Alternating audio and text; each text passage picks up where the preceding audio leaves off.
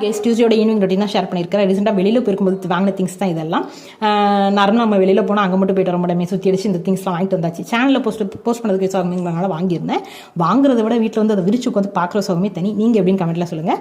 பாப்பா ஈவினிங் வந்தோன்னே orange juice தான் போட்டு கொடுத்துருந்தேன். நார்மலாக சுகர் டேஸ்ட்டாக இருக்கும், பட் அன்ஹெல்திங்கிறதுனால ப்ரிஃபர் பண்ண மாட்டேன். சர்க்கரை போட்டால் அந்தளவுக்கு டேஸ்ட் இருக்காது, பட் ஹனி ஊற்றினா டேஸ்ட்டும் இருக்கும், ஹெல்திங்கிறதுனால ஹனி ஊற்றி கொடுத்துருந்தேன். பாப்பா ரெஃப்ரெஷ் ஆகு, ஹோம்ஒர்க்லாம் சீக்கிரம் முடியும், நம்ம மூவி பார்க்கலாம்னு சொல்லியிருந்தேன். மூவி போகலாம் இல்லை பார்க்கலாம்னு சொல்லியிருந்தேன்.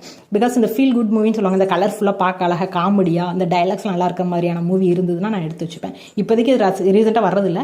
அது பழைய மூவியாக இருந்தாலும் புது மூவியாக இருந்தாலும் அப்படி ஏதாவது மூவி இருந்துச்சு அப்படின்னா எடுத்து வச்சு ஃபேமிலியாக உட்காந்து பார்ப்போம். அன்றைக்கி அப்படி ஒரு மூவி இருந்துச்சு, சரி ஃபேமிலியாக உட்காந்து பார்ப்போம்னு சொல்லிட்டு பானிபூரி கடையிலலாம் வாங்கி வச்சுட்டு உட்காந்து பார்க்க ஆரம்பிச்சாச்சு. மூவி தானே பார்க்குறது, உரிச்சு தானே பட்டர் பீன்ஸை பாப்பாட கொடுத்துருந்தேன். அவள் அதை உரிச்சு ஒரு டிசைன் மாதிரி வச்சிருக்கா பாருங்க.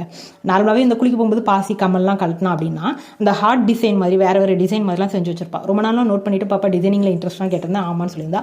சரி ஓகே, அதில் என்ஹான்ஸ் பண்ணுறதுக்கான வழிகள்லாம் அவளுக்கு சொல்லி கொடுத்துருந்தேன். நார்மலாகவே சில பிள்ளைங்க வந்து இதில் எனக்கு இன்ட்ரெஸ்ட்னு டேரெக்டாக சொல்ல மாட்டாங்க, பட் அவங்களோட ஆக்டிவிட்டீஸ்லாம் பார்த்தா சில ஆக்டிவிட்டீஸ்லாம் நம்ம பார்க்கும்போது அவங்களுக்கு இதில் இன்ட்ரெஸ்ட் இருக்குங்கிறது நமக்கு தெரிய வரும்.